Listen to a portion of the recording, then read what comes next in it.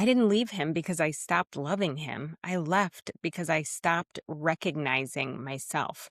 This is what I hear most from women who have left or are in the process of leaving their marriages. And the thing that we don't really talk about enough is that most of those husbands say they were totally shocked.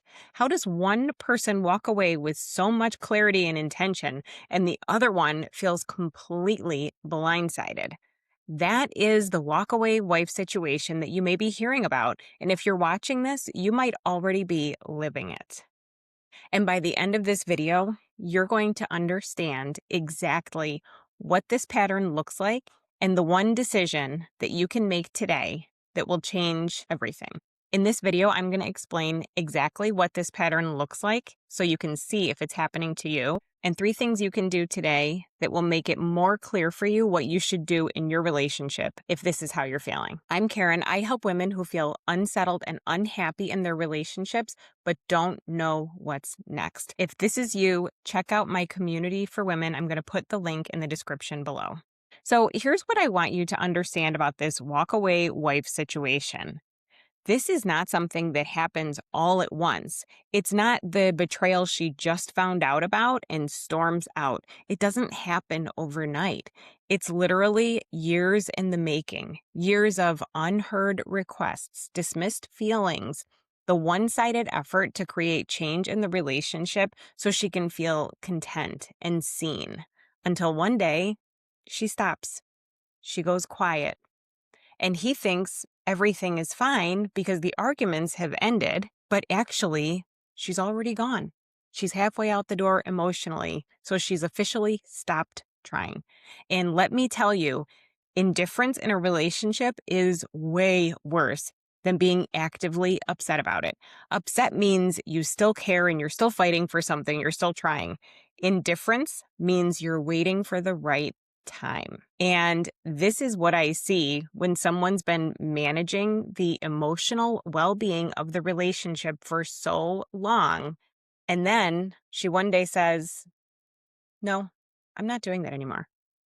If this is sounding familiar to you, let me give you 5 signs that you may be sitting in this exact place and you don't even know it yet. First, you've stopped bringing up the hard stuff, not because it's resolved, you're at a good place, and there's nothing left to talk about, but because you gave up and you're just resigned that this is what it is, so there's no point.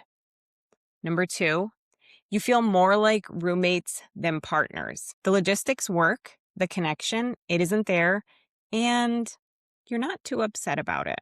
The third one, you fantasize about leaving on ordinary Tuesdays, not just after you have a fight. Number 4, you've started building a life without him in it. New hobbies, new plans, a new version of your future.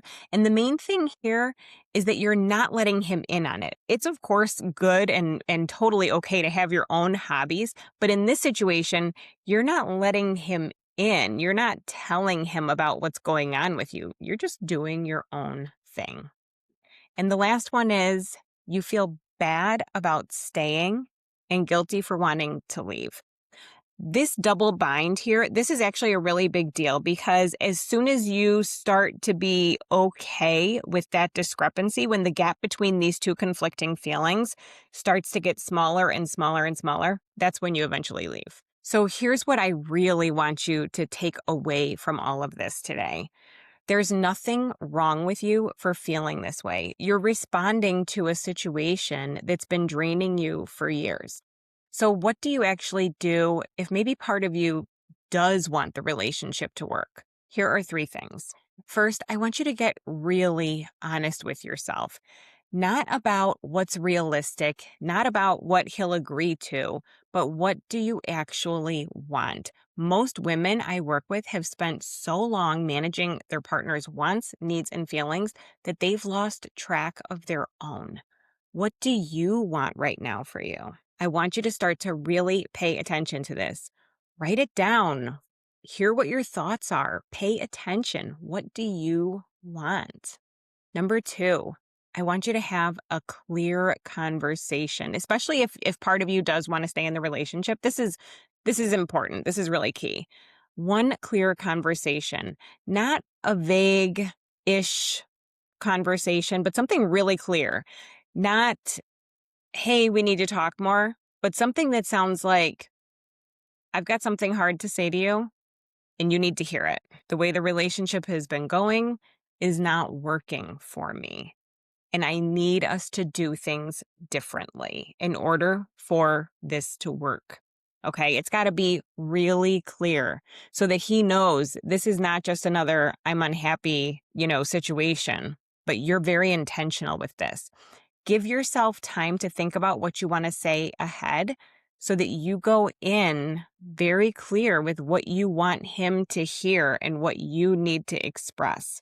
Because this is a more serious conversation. This one says not only do we need to address things differently, but if we don't, things are not going to work out.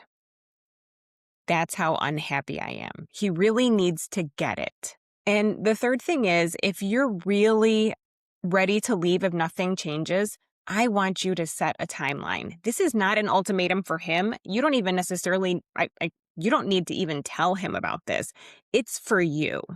It's something that you do for yourself to say, if nothing changes in this amount of time, then I know I need to move on and I'm going to make that decision. If it's all talk, no action, not perfection, because change is a process and we need to allow for some grace here when you guys are refiguring out what your relationship looks like and changing dynamics and patterns.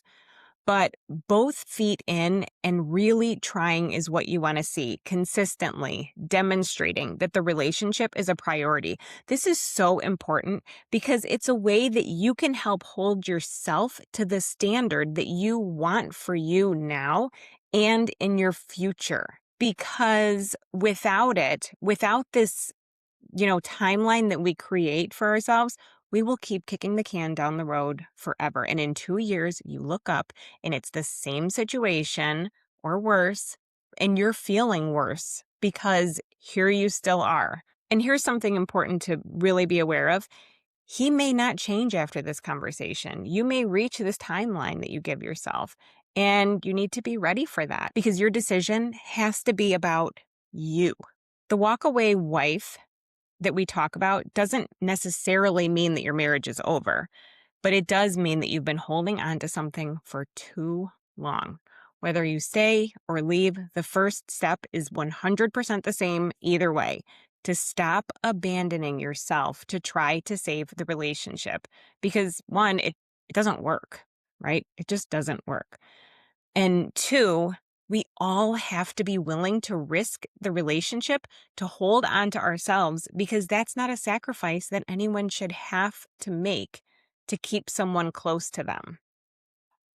I know firsthand that being in this situation can be so difficult, and any one of those 3 steps that I just gave you can feel overwhelming. If any of this is landing for you, I want to invite you to check out my community for women. The link is below. This is exactly what we work on. Not abandoning yourself, staying connected to you so that you can show up more genuinely in your relationships and have more clarity to make the decisions that you need to and feel confident about it afterwards. If you already know that you need more support and want to talk to me one-on-one, go ahead and set up your call. I hope this was helpful for you. I will see you in the next video.